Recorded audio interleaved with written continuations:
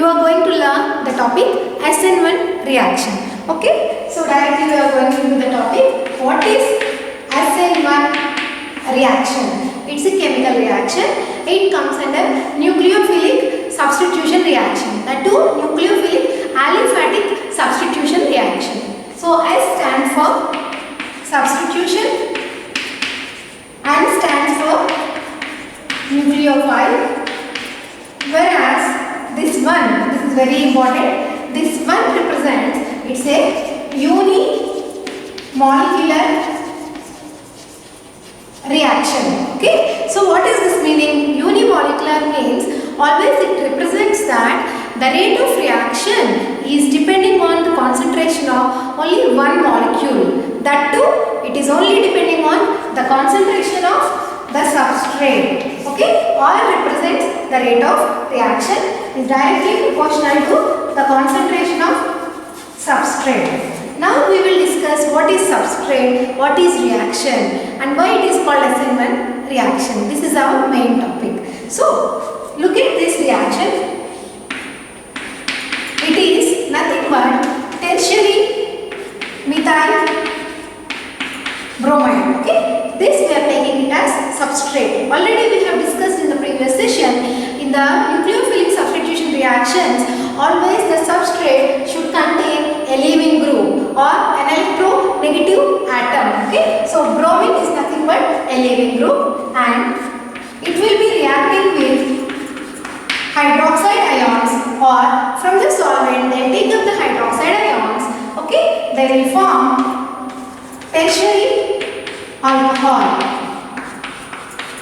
So if you observe this reaction, the rate of reaction is only depending on the concentration of this tertiary methyl bromide. It is not depending on any concentration of the hydroxide ions. If you decrease the concentration of hydroxide, the rate of reaction is same. If you increase the concentration of hydroxide ions, still the rate of reaction is same. But when you increase this concentration, the rate is increased.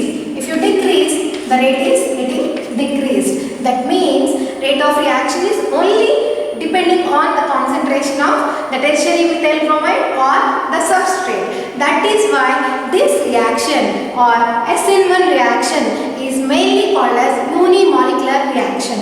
So the kinetics of this unimolecular reaction is nothing but depending on only the concentration of the substrate. Clear now? So let us discuss about the mechanism of this SN1 reaction. So let's discuss the mechanism of SN1 reaction. For your easy understanding purpose, I gave you tertiary methyl bromide. But when you are talking about the mechanism or when you are studying about the optical activity, we have to take a compound which is optically active.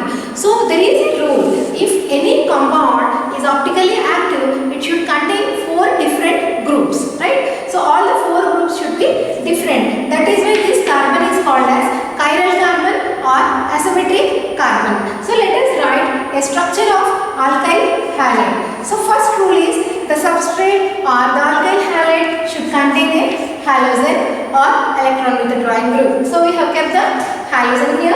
The valence is 1 now. Now we are placing hydrogen. Okay. Then we will go with the wedge lines and the dash lines.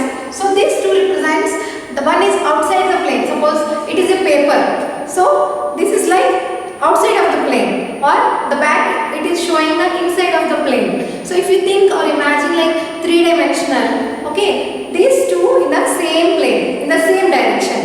One is outside of the plane and this direction, if any atom is attached, this is called inside of the plane. So 2 groups we will be representing, one for outside, one for inside. So this complete shape is nothing but having tetrahedral shape. Okay, the alkyl halide or the carbon is having tetrahedral shape when it is present in this structure. So what will happen?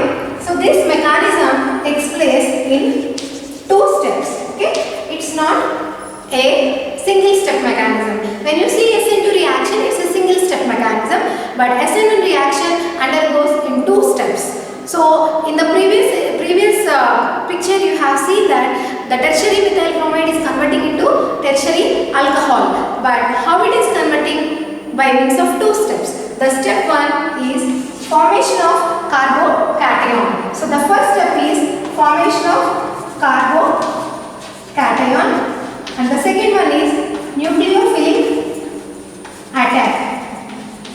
So how the carbocation is forming here? Let us see first. So this reaction mainly requires solvents, okay, protic solvents. Okay, protic solvents. Best example is water. We are taking water or acetic acid are the general examples of the protic. Polar solvents. That is, what kind of solvents you have to take? Polar solvents. That means the solvent should be polar. That means it should contain an electron withdrawing group. So what will happen? Already this is electron withdrawing group. It will be taking electrons towards the halogen. That is one thing. And also we are using water, which is very highly polar, and also the dielectric constant of water is very high. So because of the dielectric constant, the range is very high. This water promotes the removal of electrons and also breaking of the bond. So there is a occurrence of breaking of the bond between the carbon and halogen. So what will happen? All the electrons are going towards halogen. So it will get negative charge. Since carbon is deficient in electrons, it gets positive charge.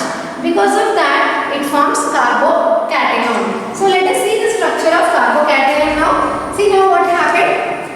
You can imagine the structure is like this and halogen is attached in this way. Okay, you can see halogen is attached in this way. This halogen got removed. So now slowly the structure becomes planar. So we will get a planar structure.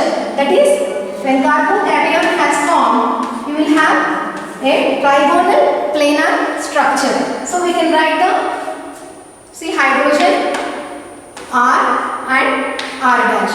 So like same plane, all are in the same plane. This is the structure of carbocation. So here tetrahedral shape is converted into trigonal structure, like triangle structure.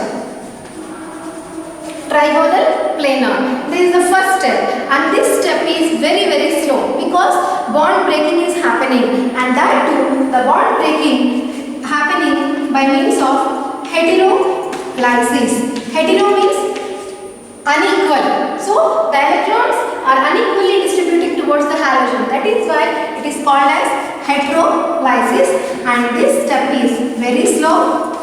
Hence it is called as rate determining step. Okay, so it's a two-step mechanism where in the first step formation of carbocation has occurred. We'll see the second step.